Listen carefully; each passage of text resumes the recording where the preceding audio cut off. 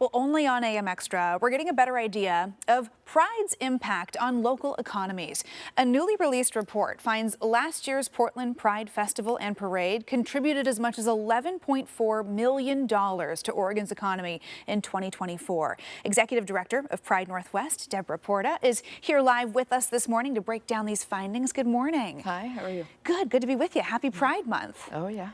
So, Deborah, I want to get into some of the numbers here in this report. Pride Northwest commissioned a study to better understand really the full scope of the impact that the parade and hugely popular festival have for Portland and the state at large each year. So if we dig into some of these numbers here, research firm Eco Northwest found about 65,000 people attended last year's two-day festival, with the parade alone on Sunday drawing more than 45,000 spectators. That led to an estimated $3.4 million in tax revenue for a festival that costs nearly $2 million to produce. Researchers found that the majority of attendees remained in the area during and after the celebrations, contributing up to $9 million in spending in the local economy. All of that leading to that up to $11.4 million of economic impact. So how did we arrive at some of these numbers? What did researchers really look at as they tried to quantify the total impact of these celebrations? Well, in all honesty, this is actually not the full impact, because when they do these reports, they focus on a specific area. So they focused on the waterfront and a couple of blocks and the parade route a couple of blocks. And they triangulate all these numbers and cell phone data and all these pieces to basically get a big picture of who's coming, where are they coming from, and what are they doing while they're here. Yeah. You know, there are 10,000 folks who travel more than 100 miles to come to Portland for Portland Pride. Yeah. And when they're here, they're staying in hotels, they're eating at the restaurants, they're shopping at the stores, they're hitting the clubs, all of these pieces. And then by the time it's done, it just adds up to those numbers. The 11.4 is a combination of visitor numbers, what we spend, and then what the people we hire spend. So it's a whole... It's a really good way, I think, to kind of quantify it and put some hard numbers on what we see every summer, which is a hugely popular festival. It's one of Portland's largest summer events. This is the largest donation-based festival of Pride events celebrated up and down the West Coast.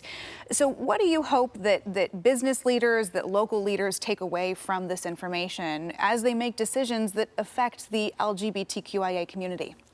I hope that folks recognize that that our community is significant and that we spend our funds where it matters to us, and that we are contributing to the larger culture here in all kinds of different ways, including economically. We are part of the success of this region, and will continue to be so.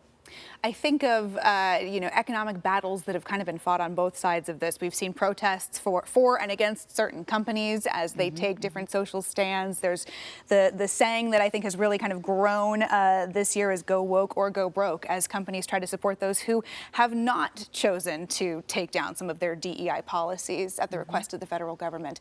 What is the economic impact in the fight for human rights? You know, as people are looking ahead to Pride celebrations and whether or not they're going to come out to events this year, what do you want them to keep in mind in this realm? Just recognizing that, again, LGBTQIA2S+ folks spend money where it matters to us. And we have incredible brand loyalty that's been researched forever. And that we are a significant community. We're, at this point, 10% plus of the American population. Yeah. And we are a part of the driver, an economic driver, not just in this region, but across the country. And our relationships matter. Yeah. You know, we want to build together. It's not transactional for us. Well, beyond the dollars and cents, what is the emotional impact for the queer community to have such a large and visible show of support during Pride? Oh, it's super impactful. We will not make it through alone. Our allies are really, really important.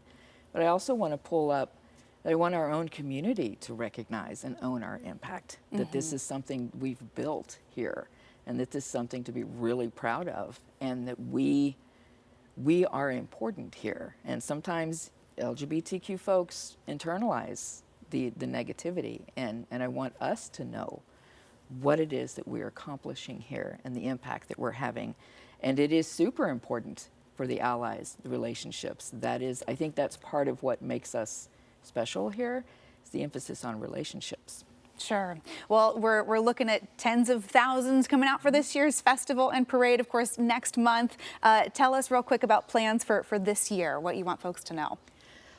Well, the festival, July 19-20, 2 big stages across the waterfront. We have over 200 exhibitors, actually. We have VIP sections, tickets are on sale. It's just going to be a whole lot of fun. And then the parade on Sunday is, I think, just going to be through the roof. Our theme this year is Dream Big, and people are really leaning into that, and it's just going to be a lot of fun. Well, if this report, looking into some of these numbers, is any indication, dreaming big has led to some pretty big crowds and a really big impact on a lot of local businesses' bottom line. So absolutely, we appreciate you being here this morning to dig into it with us. If you'd like to learn more about Eco Northwest's report on last year's Pride Parade and Festival, and if you want to make your plans for this year coming up in July, of course, much more on KOIN.com. It is 7:22 and